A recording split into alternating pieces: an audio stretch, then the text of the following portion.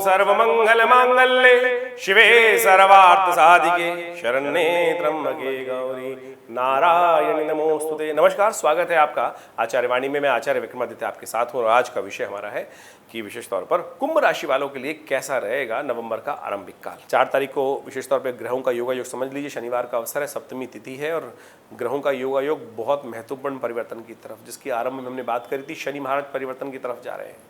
शनि वक्री थे, मार्गी हो रहे हैं, पीछे जितने से अपने अंश घटा रहे थे, अब बढ़ेंगे धीरे धीरे अंश और बहुत बढ़िया गति से आगे बढ़ेंगे।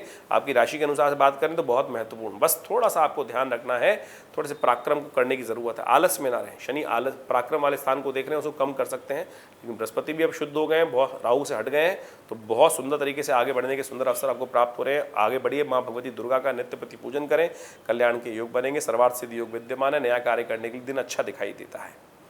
वहीं 5 नवंबर की बात करें तो उस दिन अहोई अष्टमी है। अष्टमी और रविवार का सुंदर योग है। दुर्गा जी का दिन अष्टमी और दुर्गा जी के लिए दिन भी रविवार है, तो बहुत सुंदर योग बन रहा है। बच्चों के कल्याण के लिए माएँ इस दिन व्रत रखती हैं माँ भगवती दुर्गा का। ग्रह योग आपकी राशि के अनुसार से जो दिखा रहा है ग्रहों का योगा योग, वो थोड़ा सा स्वास्थ्य का ध्यान रखने की ज़रूरत है। थोड़ा सा चंद्रमा का जो योग बन रहा है वो छठे में जाके चंद्रमा क्षीण हो जाता है और ऐसे में स्वास्थ्य का, नज़ले का मौसम परिवर्तन है। कपड़े सही रूप से पहनने का प्रयास करें, इम्यूनिटी को बढ़ाने का प्रयास करें, आंवले का नित्य प्रति सेवन करें, ये बहुत ज़रूरी रहेगा। ऐसे में तारों को देखते हुए व्रत खोला जाता है और माँ भगवती दुर्गा से प्रार्थना की जाती है। हलवे का भोग भगवती को लगाएं, विशेष तौर पर लाल वस्त्र भगवती को लगाएं, देह अर्पित करें, राधा जी का ध्यान करें। राधा कुंड में स्नान करने की परंपरा भारतीय संस्कृति में, विशेष तौर पर उत्तर भारत में वृंदावन में बड़ा सुंदर कार्यक्रम रहता है और ऐसे में बरसाने में ये विशेष तौर पर कार्यक्रम रहेगा। वहाँ जाकर गोवर्धन में जाकर भगवान का दर्शन करना भी कल्याणकारी योग बनाता है।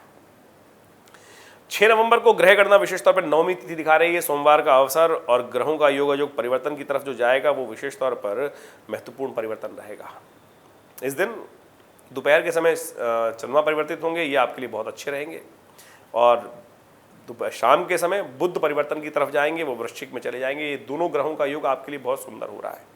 नई शक्ति का संचार करेंगे, एनर्जाइज हो सकते हैं आप बहुत बढ़िया तरीके से। चीज़ों को सुव्यवस्था करने का रास्ता बन सकता है आपके लिए। अच्छी व्यवस्था है, ग्रहों का योगायोग दोनों परिवर्तन आपके लिए बहुत शुभ होते दिखाई दे रहे हैं। तो ऐसे में सबसे श्रेष्ठ उपाय जो आपको कर लेना चाहिए, भगवान शिव का सुबह सुबह ध्यान, शिव पार्वती का जाके अभिषेक करें, उनका आशीर्वाद लें, कल्याण होगा। दूध का दान भी आपके लिए श्रेष्ठ रहेगा। 7 और 8 तारीख को ग्रह गणना विशेष तौर पर दिखा रही है कि दशमी तिथि है और दोनों दिन दशमी तिथि है। एक दिन दशमी पूर्ण है, उसके बाद अगले दिन 4 अंश की रहेगी। तो ऐसे में ग्रहों का योगायोग आपके लिए अनुकूल है। नए मोटिवेशन के साथ काम करने का आपको प्रयास करना चाहिए। मंगल थोड़े कमजोर चल रहे हैं, ऐसे में दोनों तिथियों में विशेष तौर पर हनुमान चालीसा का पाठ करें, हनुमान जी को भोग लगाएं। मीठी चीज़ों का, घर के बने हुए चूरमे का भोग लगाना हनुमान जी के लिए कल्याणकारी योग बनाने वाला रहेगा आपके लिए। वहीं 9 नवंबर के लिए ग्रह गणना विशेष तौर पर दिखा रही है कि उस दिन एकादशी का अवसर है और साथ साथ बृहस्पतिवार का योग पड़ रहा है और साथ में चंद्रमा भी परिवर्तन की तरफ जा रहे हैं। ग्रह योग विशेष तौर पर आपके लिए स्वास्थ्य के दृष्टिकोण से थोड़ा सा भारी दिखाई देता है, ध्यान रखते हुए कार्य करने की ज़रूरत है।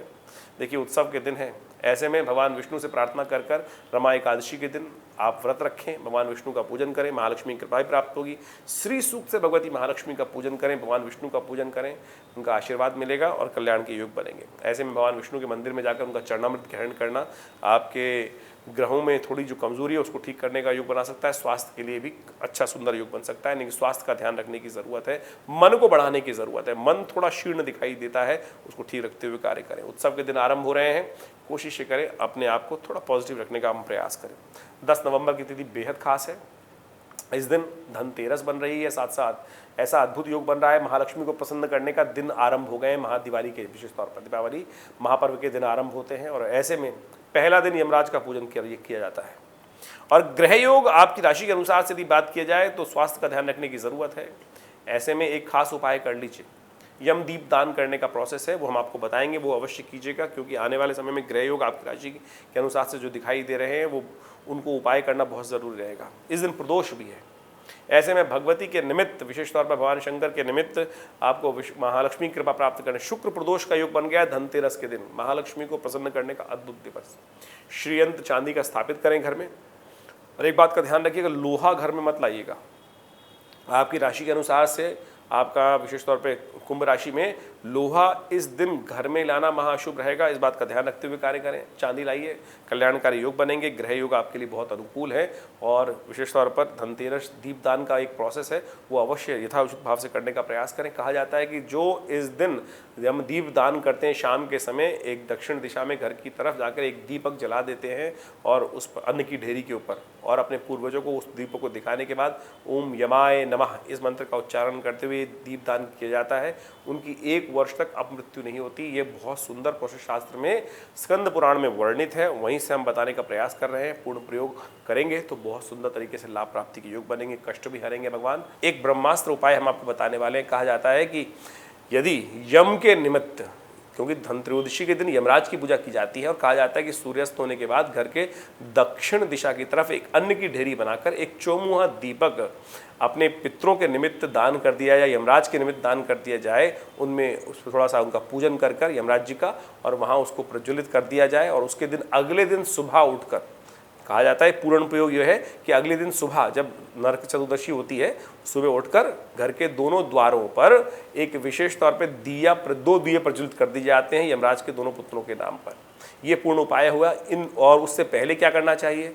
कहा जाता है कि अपामार्ग का पेड़ लेकर रात को उखाड़ के रख लीजिए और अपने सिर पे से वार कर उसको बाहर डाल देना चाहिए। उससे पहले विशेष तौर पे तेल के द्वारा, कहा जाता है कि तेल, जो तिल का तेल है, उसके द्वारा पूरे शरीर पर मर्दन कर कर फिर स्नान कर कर और फिर ये प्रक्रिया की जाए। और फिर घर के मुख्य द्वार पर जाकर सूर्य उदय होने से पहले यदि 2 दीपक प्रज्वलित कर दी जाए दोनों द्वार, घर के मुख्य द्वार के दोनों तरफ, तो कहा जाता है कि 1 वर्ष तक अपमृत्यु के योग नहीं बनते। तो आप सुंदर तरीके से इस उपाय को करने का प्रयास करें। दिवाली आने वाली है और उसके बारे में पूर्ण विधि के अनुसार से हम आपको बताएंगे कैसा रहेगा ग्रहों का योग। तो अभी इन उपायों को करें। इसके अलावा कोई भी प्रश्न मन में चल रहा हो तो चिंता ना करें, आप हमसे उसका निवारण पूछ सकते हैं और कष्टों दूर करने का सुंदर योग बना सकते हैं। धन्यवाद, नमस्कार।